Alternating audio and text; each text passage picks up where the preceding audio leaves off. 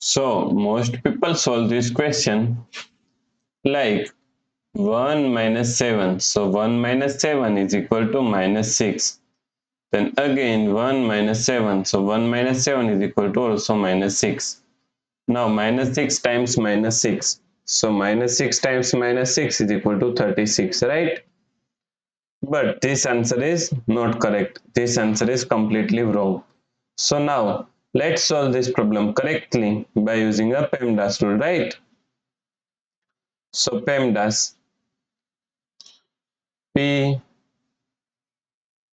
E M D A S. According to PEMDAS rule, first priority is parentheses, then second priority is exponents, then third priority is multiplication and division. Here multiplication and division both have equal priority, so we have to solve it from left to right. Then fourth and last priority is addition and subtraction. Also addition and subtraction both have equal priority, so we have to solve it from left to right. So in this question, here we have one subtraction, here multiplication, and here we have one parenthesis, right? So according to PEMDAS rule, first we have to solve parenthesis.